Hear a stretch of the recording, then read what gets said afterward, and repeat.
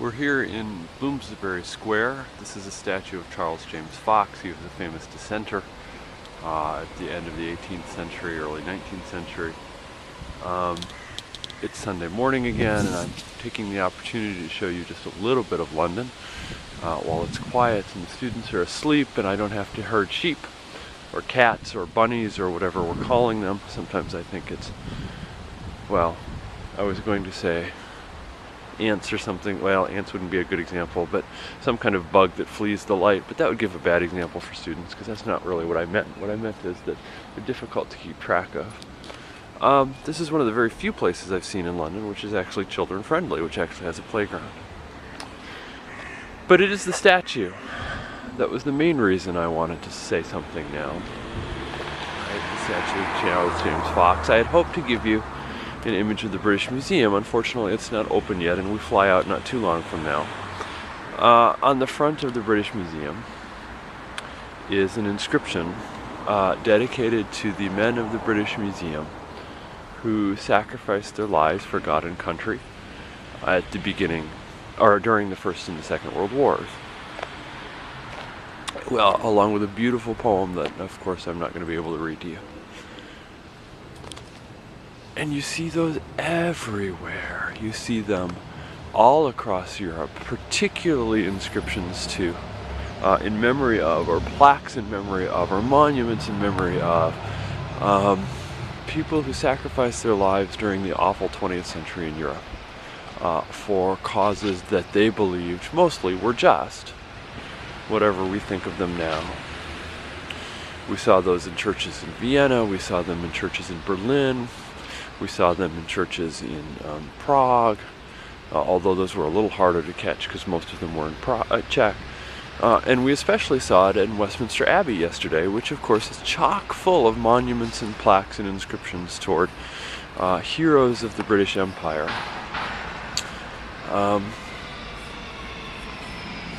In particular, the Tomb of the Unknown Soldier, which in Britain rests in a church, differently than it does in the United States. And in that church in particular, there's a marriage of public and religious practices and architecture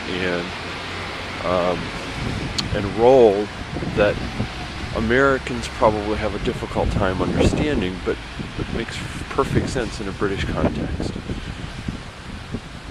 History lies heavier here than it does in the United States. I'm often intent on questioning those kind of basic assumptions. Assumptions that Americans and Europeans often make. It is a commonplace that Europe is old and America is new, that Europe is unwilling to change and America is always changing, that Europeans respect their history and respect their culture and respect those traditions, and Americans want nothing more than to get rid of their culture and traditions, or at least to look to something new and don't value the past. And you never, as an academic, I never cease reading about or hearing criticism from Europeans about the fact that Americans don't know their history, which, to be fair, is somewhat true. But as I said, I usually call those into question, I think for good reason. We need to be careful about those kind of stereotypes. It is in fact true that the vast majority of European countries were founded in their present form much more recently than the United States was founded. If you look at Germany or Italy or Poland, for instance, there are none.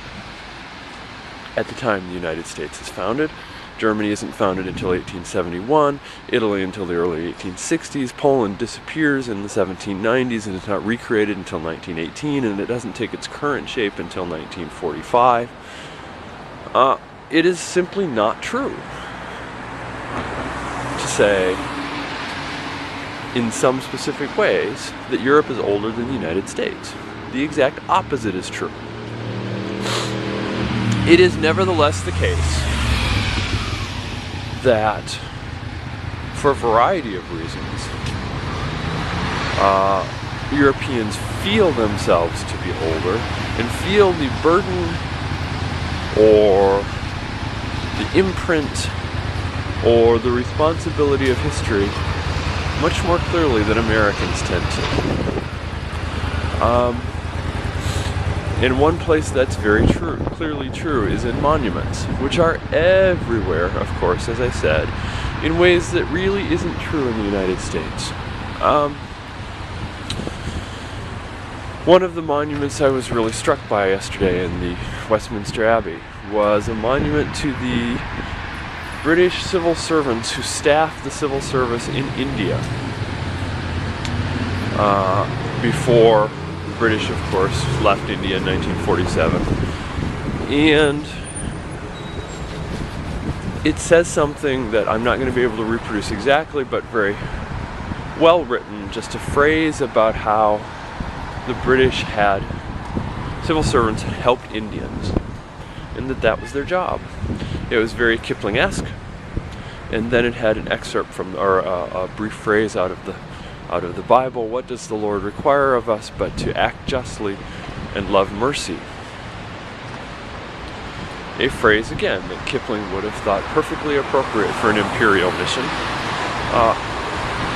It demonstrates, I think, how the English, anyway, saw their empire, and it demonstrates how they want to look back on their empire, since this monument was dedicated 15 years after the English actually got out of India.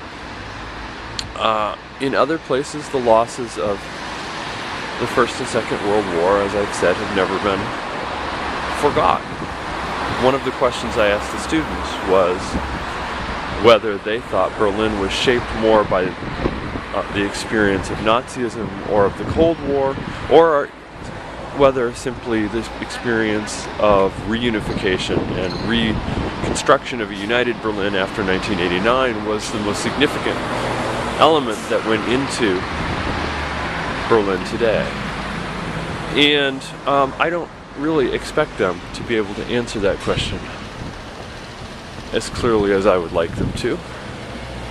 Partly because to really answer it well requires an ability to read the German on the plaques and the inscriptions, which they of course can't do, although a couple of them follow me around and ask me to read it to them, which I am glad to do, naturally.